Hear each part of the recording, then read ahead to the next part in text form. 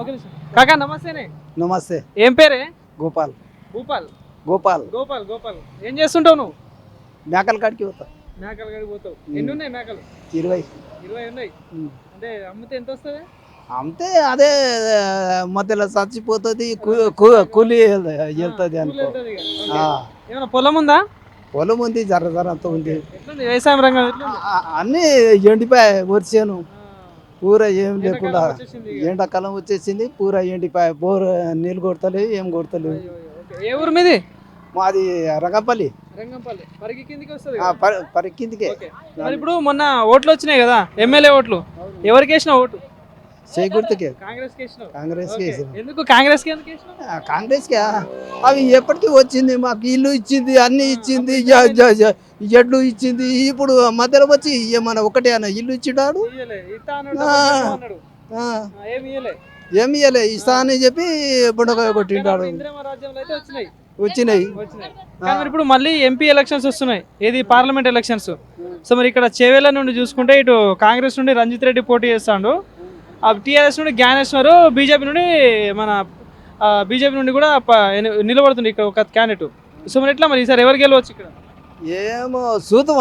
అప్పుడు వేసేటప్పుడు మధ్యలో 8 దినాలు అయినాక జర సొచ్చిస్తాము, చూద్దాము. ఏ పార్టీకి వేస్తావు? నీకు ఇప్పుడు అంచనా ఉంటది కదా, పలానా చేయికి అలా కారుకి అని ఉంటది కదా. అంటే అది ఆపోతూ అంచనా చేస్తాము 8 దినాలు అయినాక, అంతేనే. సరే నమస్తే. నమస్తే అన్న. ఏం పేరు? నవదీప్. నవదీప్ ఏం చేస్తుంటావు? ఇది బేరం చేస్తాము, వ్యాపారం. ఎక్కడ ఉండేది? ఇక్కడనే పరిగిలా. లోకలే. ఓకే అన్న, మరి ఇప్పుడు దగ్గరలో పార్లమెంట్ ఎలక్షన్స్ వస్తున్నాయి, తెలిసిందే, వింటూనే ఉంటున్నారు. సో ఇట్లా మరి తిరుగుతున్నారా అన్ని పార్టీలు? తిరుగుతూనే ఉన్నాం. ఓకే దేని హవా నడుస్తుంది ఇక్కడ? కాంగ్రెస్ నడుస్తుంది. ఇక్కడ పరిగిలో కాంగ్రెస్ హవా నడుస్తుంది. ఓకే సో మరి కాంగ్రెస్ నుండి రంజిత్ రెడ్డి గారు పోటీ చేస్తున్నారు. సో మరి ఎట్లా ఈసారి గెలిచే ఛాన్స్ ఉంటుందా? ఉండొచ్చు, కొద్దిగా గెలిచే ఛాన్స్ అయితే ఉంది. గెలుస్తుందని అనుకుంటున్నాము. నీ సపోర్ట్ ఎవరికి మరి?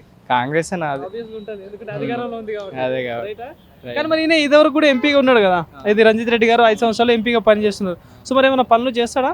అంటే చెయ్యొచ్చు, ఇక గెలిస్తే చెయ్యొచ్చు. అది ఒకటి తిరుగుతాడు, వస్తుంటేనే ఉంటాడు, జరుగుతూనే ఉంటాయి ఇక మీటింగ్స్. సో మరి కాంగ్రెస్ గవర్నమెంట్ వచ్చి 100 రోజులు పూర్తయిపోయింది. సో మరి ఎట్లా అనిపిస్తుంది మరి మీకు ఒక ఓటర్గా? అంటే ఇక లోకల్గా మీరు గెలిపించుకున్నారు, ఇక మీ ఎమ్మెల్యే కూడా కాంగ్రెస్ ఎమ్మెల్యేనే కదా. సో ఎట్లా ఉంది మరి పరిస్థితి? మంచినే ఉంది ఇప్పుడు అయితే, ప్రెజెంట్ అయితే. ఇప్పుడు ఇక అందుతున్నాయి కొద్దిగా. సో మరి ఇప్పుడు అటు బీజేపీ నుండి కూడా కొండా విశ్వేశ్వర రెడ్డి, అటు బీఆర్ఎస్ నుండి జ్ఞానేశ్వర్ గారు ఉన్నారు. సో మరి ఎట్లా ఉండొచ్చు మరి వీళ్ళు ముగ్గురు మధ్యలో పోటీ? ఇక చెప్పలేక గెలిస్తే అంతే, ఉంటుంది కాంగ్రెస్. థ్యాంక్ యూ అన్న. Thank you.